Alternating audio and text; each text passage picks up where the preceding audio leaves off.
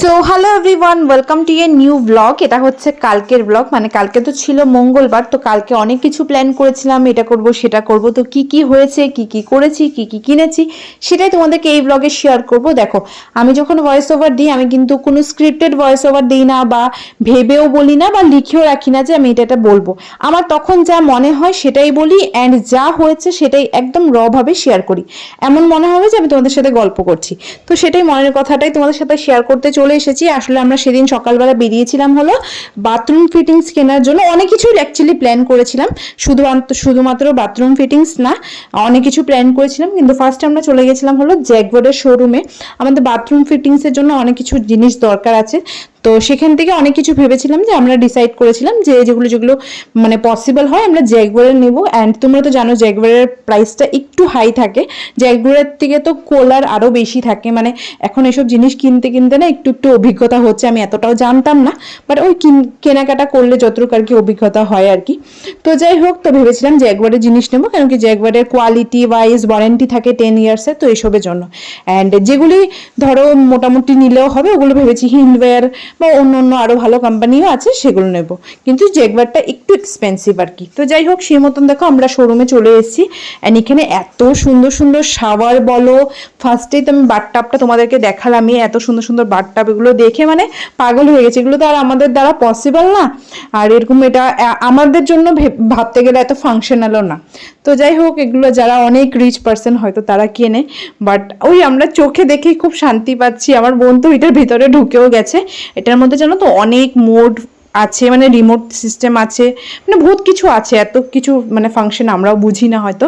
তো যাই হোক, দেখতেই পাচ্ছ কত কিছু মোটর ফোটর এটার মধ্যে লাগানো আছে, ওই যে ফোম টোম হয়। তো যাই হোক, বোন ঘুরে ঘুরে দেখছিল, আর আমাকে বলছিল যে কোনো সময় একটা হোটেলে গিয়ে আমরা স্টে করে এটার মানে কি বলবো ফিলটা বুঝতে পারবো। আমরা লাগাতে তো পারবো না, বাট ওই আর কি। তো ফার্স্টে যে ওই সাইডে দেখছো, ওটা হলো সিঙ্গেল বাথটাব বলতে পারো, মানে ছোট আর কি। আর এটা হচ্ছে অনেকটা বড়, মানে দুজন আটবে এরকম টাইপের আর কি। তো যাই হোক, এখানে বসে বসে আমরা ডিসকাস করছিলাম, ওরা জিনিস দেখাচ্ছিল। তো আমাদের এরকম হয় না, যে কোনো জিনিস দেখতে গেলে হয়তো আমাদের এটা হচ্ছে বা এটা হচ্ছে না, তো এগুলো দেখতে দেখতে দেখো মানে আজকে দিনটা এতটা কালো হঠাৎ করে করেছে, কি বলবো, মানে যখন তখন বৃষ্টি এই আয় কি সেই আয়। আর আমার বোন তো মানে কি বলবো, বেচারি কনফিউজ হয়ে এখন চেয়ারের মধ্যে ঘুরছে, মানে কি করবে বুঝে উঠতে পারছে না। দেখো, অনেক কিছু প্রাইজের উপরেও ডিপেন্ড করছে, মানে আমাদের হয়তো ইসেতে চলে যাচ্ছে, মানে প্রাইসটা একটু বেশি এক্সিড হয়ে যাচ্ছে।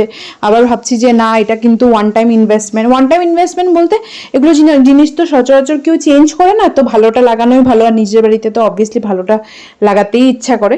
তো সেই মতন আমরা সব কিছু দেখছিলাম, যেরকম মিক্সচার হয় না কলের, তো এরকম 2 in 1 হয়, 3 in 1 হয়, মানে ওখানে গিয়ে গিয়ে অনেক কিছু জানতে পেরেছি, অনেক কিছু এখনো জানা বাকি।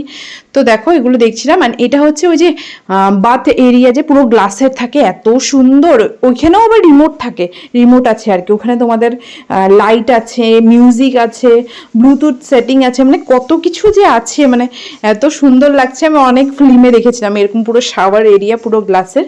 তো আমাদের যে বাথরুমটা হচ্ছে আর কি, বাথরুমটা অনেকটা বড়, তা আমিও ভেবেছিলাম এরকম করব, বাট তারপরে আর ওই কথাই রয়ে গেছে, হয়ে ওঠে নেই। এরই মধ্যে দেখো ঝমঝমিয়ে বৃষ্টি স্টার্ট হয়ে গেছে, মানে ভীষণ তুমুল বৃষ্টি আর কি।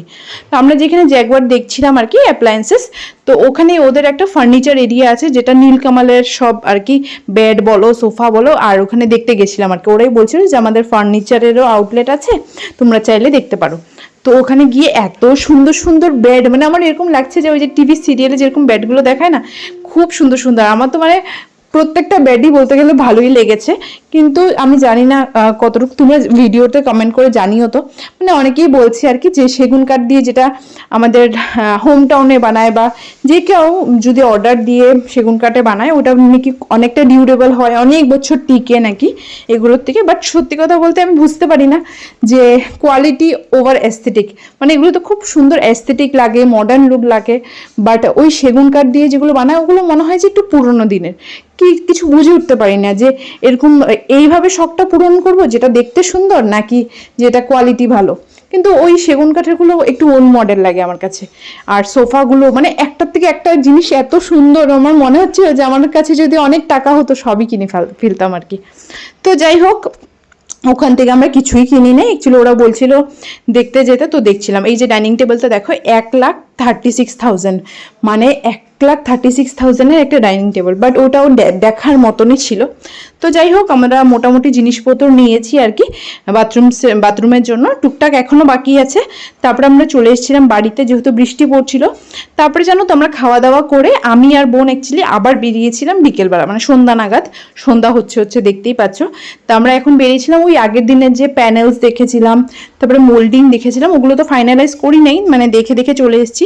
তো গেছিলাম সেদিন আবার দেখতে আর কি, যে আরও কিছু বেটার অপশান কি প্রাইস একটু কম কোথাও পাই কিনা। বাট সত্যি লাকিলি ওই দিন এখান থেকে একটা আমরা নিয়েছি, মানে এটাকে কি বলে, প্যানেলস। তো কোনটা নিয়েছি তোমরা যদি বুঝে থাকো কমেন্ট সেকশনে জানিও। অ্যান্ড জানো তো, কালকে আমার এত মানে জিলিপি খাওয়ার ক্রেভিং হচ্ছিল, মানে দুপুর থেকে আমি আর বোন বলছিলাম যে জিলিপি খাবো। হঠাৎ দেখছিলাম এই দোকানটাতে এত ভিড়, মানে কি ক্রাউড দেখতেই পেলে। তো ওখানে দেখি গরম গরম ঘি ভাজা জিলিপি ভাজছে, তো সেখান থেকে অনেকটা জিলিপি নিলাম, খেলামও। অ্যান্ড এখান থেকে নিয়েছিলাম হলো চপ, ওই যে কলফুলের চপ হয় না, মোচার চপ যেটা হয় সে, তো এখান থেকে সবার জন্য চপ নিয়েছি। অ্যান্ড এখানে চপ ভীষণই টেস্টি, তালুকদারের চপ তোমরা জানোই। যাই হোক, এখানে আমি অ্যাসামিস একটু ভুলভাল বলছিলাম, এই জন্য আমার উপরে বোন হাসছিল আর আমিও হাসছিলাম। তো আমরা সব নিয়ে কিন্তু এদিকে মানে র্যাপিডো বুক করে ফেলেছিলাম। আর এদিকে দেখি ট্রেন একটা মানে এসে পুরো অনেক সময় ট্রেনটার জন্য আমাদের ওয়েট করতে লেগেছে, মানে পুরো বলতে পারো 15-20 মিনিট আমরা এখানেই আটকে গিয়েছিলাম। তো যাই হোক, ফাইনালি ঘরে পৌঁছে গেলাম। কেমন লাগলো এই ব্লগটা জানিও।